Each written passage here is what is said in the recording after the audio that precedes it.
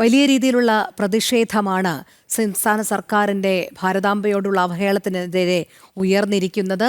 ഇപ്പോൾ കോഴിക്കോട് പ്രകാശ് ബാബു സംസാരിക്കുന്നു തത്സമയം. ഇവിടെ 30 മീറ്റർ ഇല്ലല്ലോ സംഭവ സ്ഥലം. അപ്പൊ ബിജെപിയുടെ ഓഫീസിൽ നിന്ന് വരെ പുറത്തു പോകാൻ സാധിക്കാത്ത വിധത്താണോ കോഴിക്കോട് ഒരു മന്ത്രി വരുമ്പോ ഇവരുണ്ടാക്കേണ്ടത്? ഇത് ഞങ്ങൾ ഓഫീസിൽ കാര്യത്തിന് തുല്യമല്ലേ ഇത്? അതുകൊണ്ട് ഇത് മാപ്പർഹിക്കാത്ത കുറ്റമാണ്. പോലീസാണ് ഇതിൽ ഒന്നാം പ്രതി. പോലീസിന്റെ മുന്നിൽ വെച്ച് ഈ ക്രിമിനൽ ഗുണ്ട സംഘത്തെ ഞങ്ങളുടെ പ്രവർത്തകരെ പിടിച്ചു വെച്ചുകൊണ്ട് മർദ്ദിപ്പിക്കാൻ സഹായിച്ചിട്ട ഉദ്യോഗസ്ഥർക്കെതിരെ നടപടി വരട്ടെ. ഞങ്ങളുടെ പ്രവർത്തകരെ മർദ്ദിച്ചവരെ അറസ്റ്റ് ചെയ്ത് കാണിക്കട്ടെ. അതാണ് ഞങ്ങൾ പ്രതീക്ഷിക്കുന്നത്. കമ്മീഷണറോട് അതാണ് ഞങ്ങൾ പറയുന്നത്. 1 മണിക്കൂർ ഞങ്ങൾ അവിടെ വെയിറ്റ് ചെയ്യും. ബാക്കി പാർട്ടി ഇരുന്ന് ആലോചിച്ച് ഞങ്ങൾക്ക് അറിയാം എന്താ ചെയ്യേണ്ടതെന്ന്. ജനാധിപത്യ രീതിയിൽ സമരം ചെയ്ത് നമ്മളവിടെ ആക്രമിക്കാൻ പോയിക്കുന്നു. ഒരു മന്ത്രി വരുന്നതിന് മുന്നേ തന്നെ അടിക്കലുണ്ടെങ്കിൽ ശരിയായ കാര്യങ്ങളൊന്നുമില്ല. ഞങ്ങൾ വേറെ പരിപാടി ഭാരതാംബയെ അതിന്റെ പോകാൻ വേണ്ടി നിൽക്കുക. അപ്പോഴാണ് ഇത് സംഭവിച്ചത്. അതുകൊണ്ട് ഇത് ശരിയല്ല. നേരായ രീതിയിൽ ഉള്ള മാർഗ്ഗം സ്വീകരിച്ചില്ലെങ്കിൽ ശക്തമായ സമരം ഉണ്ടാവും. പിന്നെ ഞങ്ങൾ തുടരുകയും ചെയ്യും.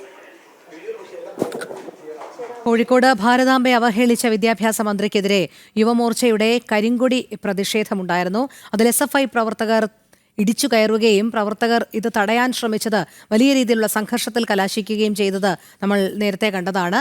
KSU പ്രവർത്തകർ നേരത്തെ കരിങ്കൊടി പ്രതിഷേധം നടത്തിയിരുന്നു. SFIയുടെ ഈ ഒരു ഇടപെടൽ പ്രതിഷേധാത്മകമായി തന്നെ BJP നേതാക്കൾ സംസാരിക്കുന്നതാണ് നമ്മൾ കണ്ടത്. പ്രകാശ് ബാബു സംസാരിക്കുന്നതിന്റെ തത്സമയ ദൃശ്യങ്ങളാണ് നമ്മൾ കണ്ടത്. ദിസ്ന സുരേഷ് ചേരുന്നുണ്ട്. ദിസ്ന, പറയൂ.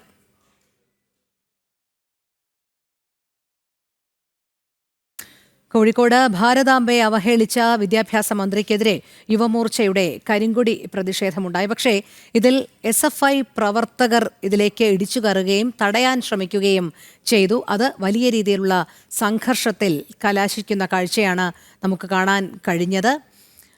എന്തായാലും ഇതിനെതിരെ ശക്തമായ പ്രതിഷേധ സ്വരം തന്നെയാണ് യുവമോർച്ചയുടെ ഭാഗത്തു നിന്നും ഉണ്ടായിരിക്കുന്നത്.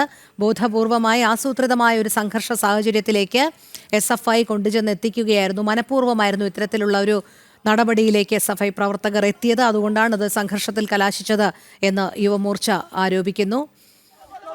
നമുക്ക് ആ ദൃശ്യങ്ങൾ കാണാം.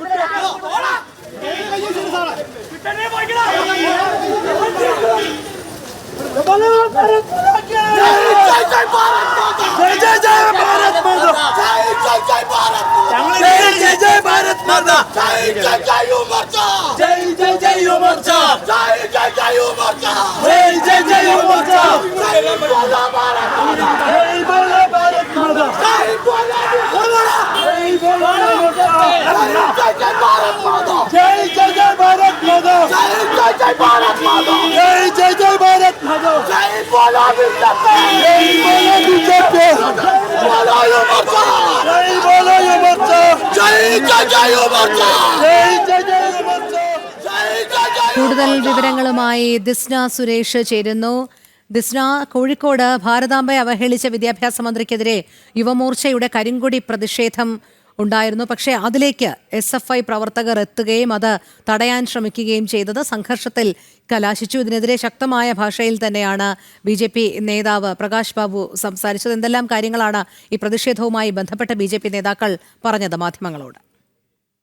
തീർച്ചയായും എടുത്തു പറയേണ്ട ഒരു കാര്യം എന്ന് പറയുന്നത്, പ്രതിഷേധിക്കാൻ സ്വാതന്ത്ര്യമുണ്ട് എന്ന് പറയുന്ന ഈ രാജ്യത്ത് തന്നെയാണ് ഇത്തരത്തിലൊരു പ്രശ്നം ഉണ്ടായിരിക്കുന്നത് എന്ന് തന്നെയാണ്.